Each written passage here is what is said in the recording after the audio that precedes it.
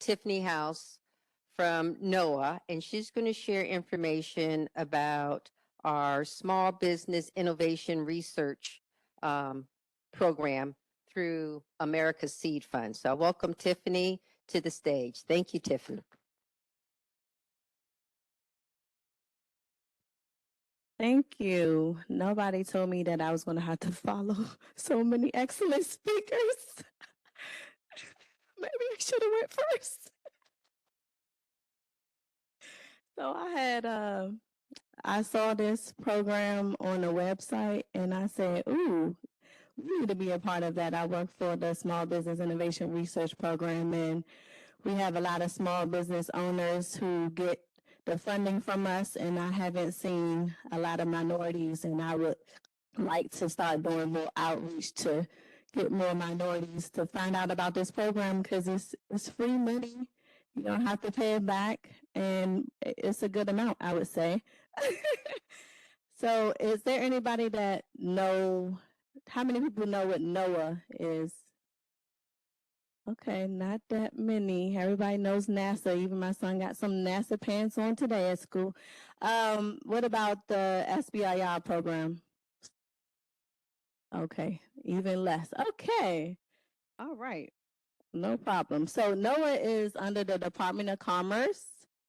Okay, and people at NOAA work to. Oh, where's the slides? Sorry.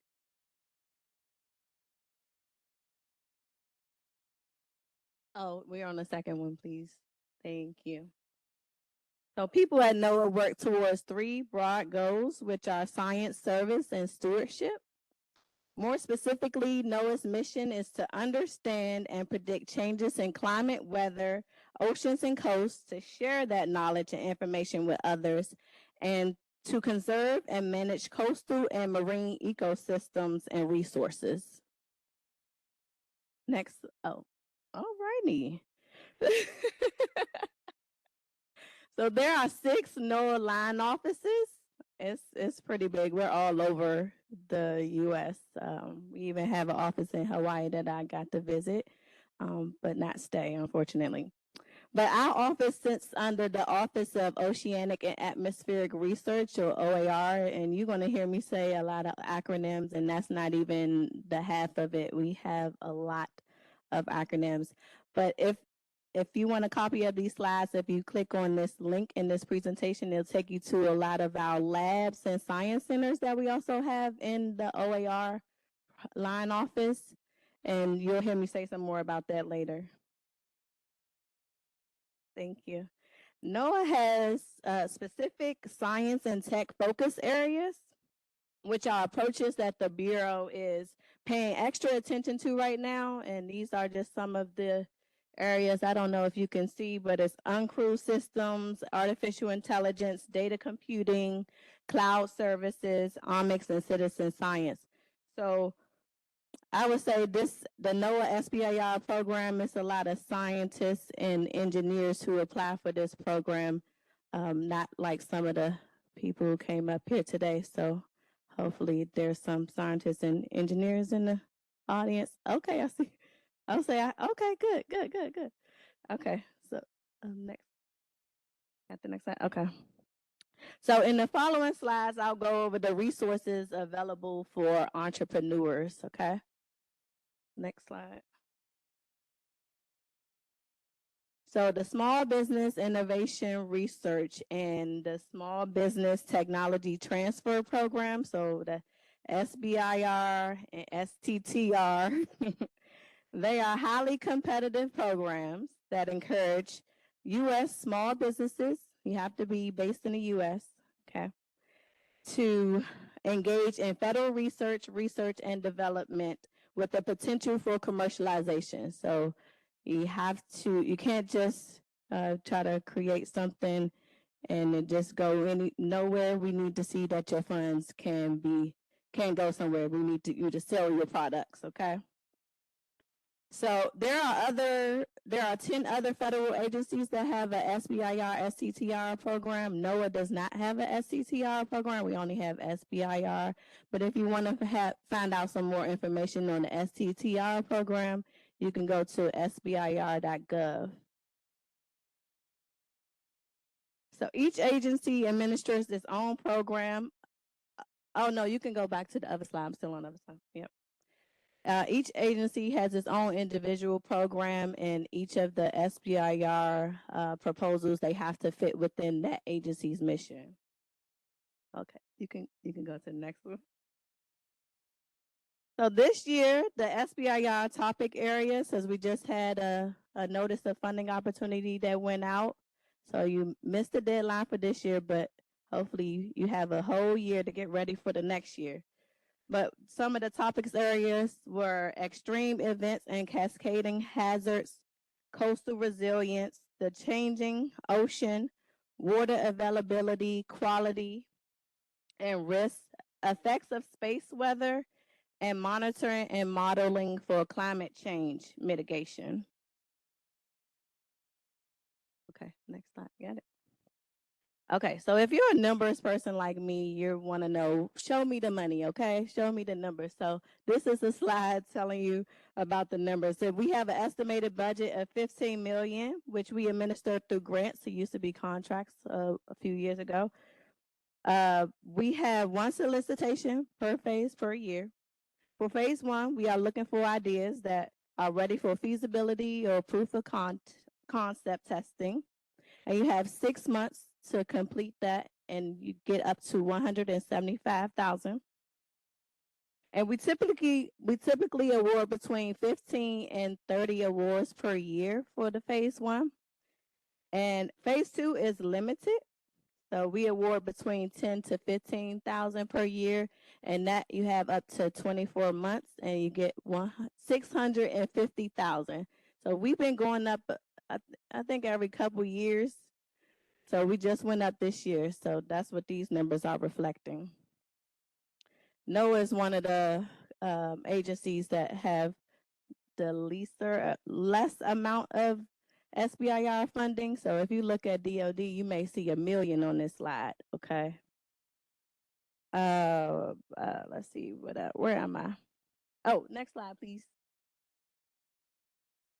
So this next slide, oh, okay. So I had to add another slide in here. So the application process did not make it. And I will just talk on that. And it had the application process. So the notice of funding opportunity is published on grants.gov, and the acronym for that is NOFO. Okay, everything has an acronym, and you may be able to find it by going to NOFO. We added a letter of intent to the application process. So that's the opportunity for you to send us what you have as your idea, and then someone from our team will review it and tell you, hey, yeah, we think that could work, or no, it won't. And then we have, so that was due mid-January. That's why I said the deadline is missed.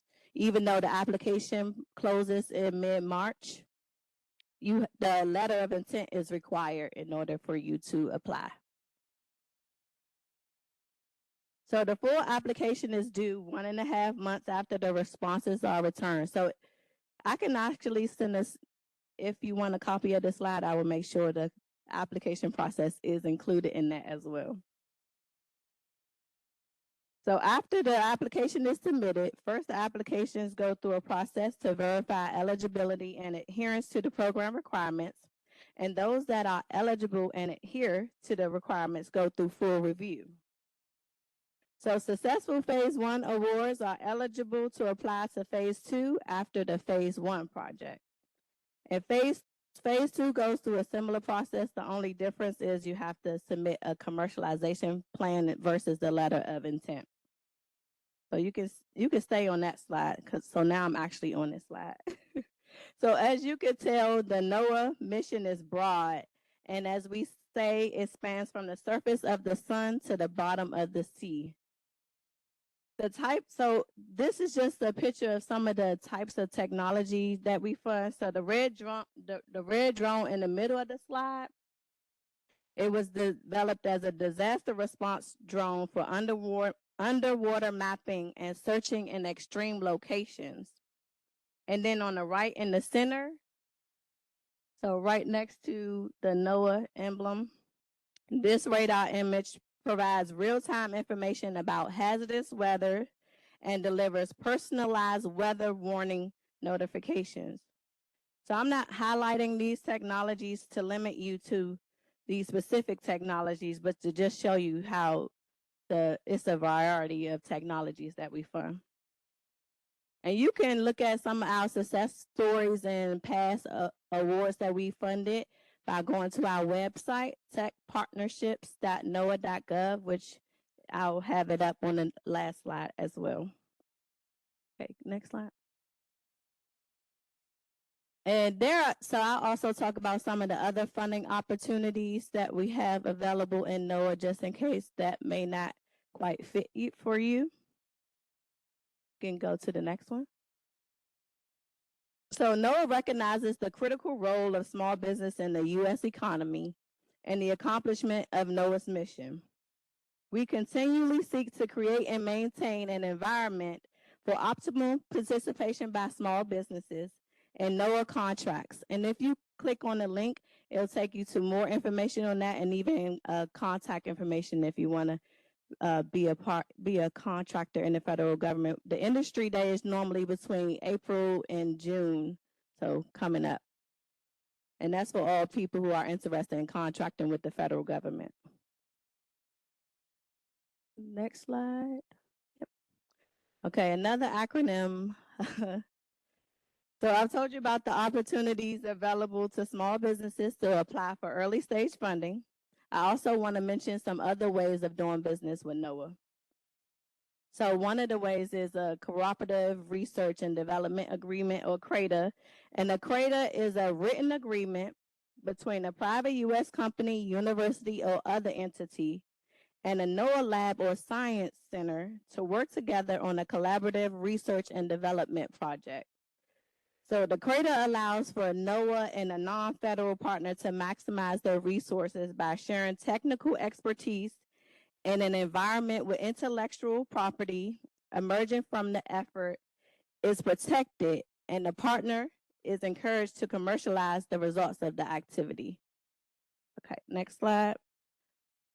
So this just shows you what the partnerships looks like. So you can see they provide each other resources. One thing that is big to point out, which is in bold, is that the non-federal partners can provide funding, but NOAA cannot when it comes to a CRADA.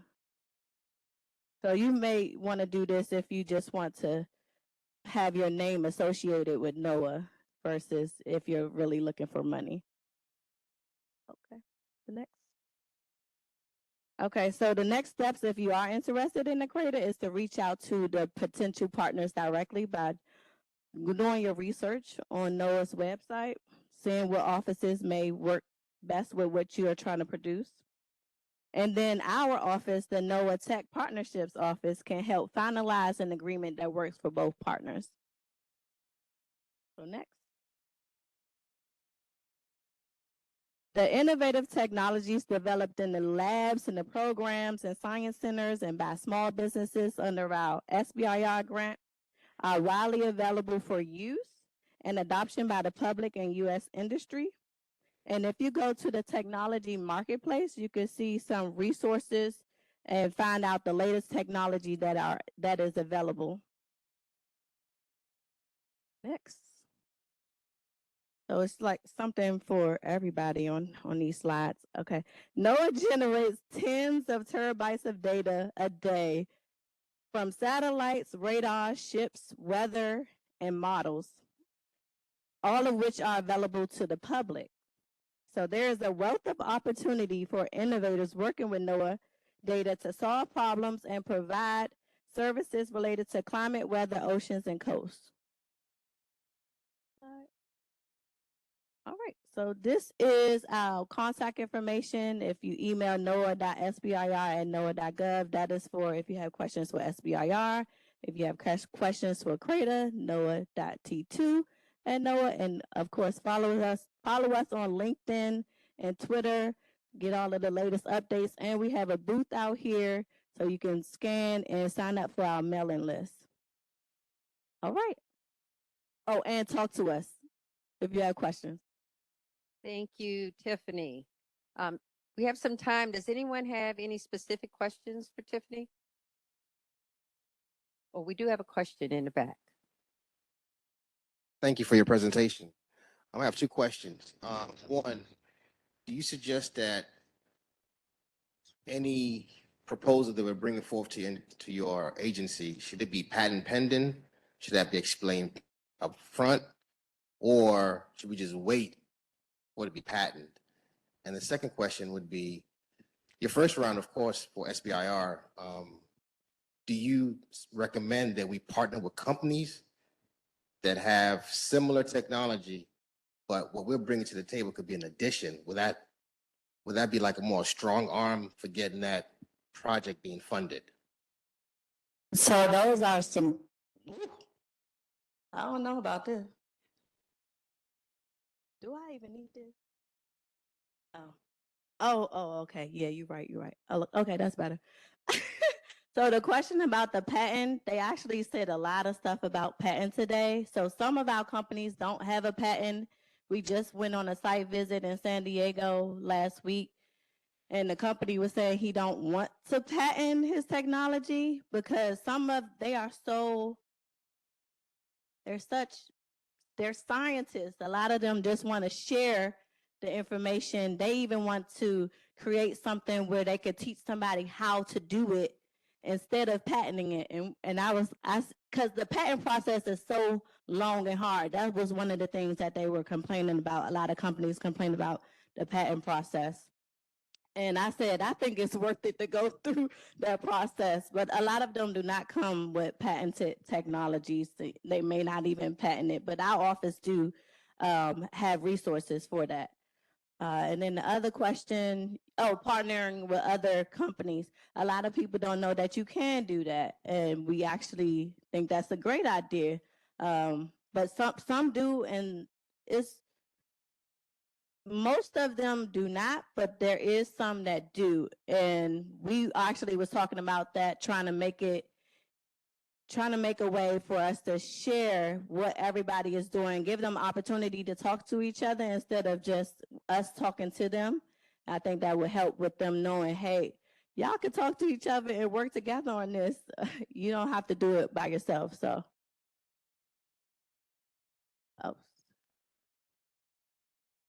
Just a comment there too on the SBIR. If you do partner with somebody, it's got to be a small business or the percentage, right? Because if you go, say, with another large company that's you're partnering with, it has to be less than 40, it has to be 49% or less in order to do that, because the idea is for the small business innovative research, right? Yeah. And so you don't want like a big company having the lion's share of the partnership. So it's got to be so if you do partner, that's great, because that shows, right, helps to go to phase 2 and phase 3 to show you can actually do it.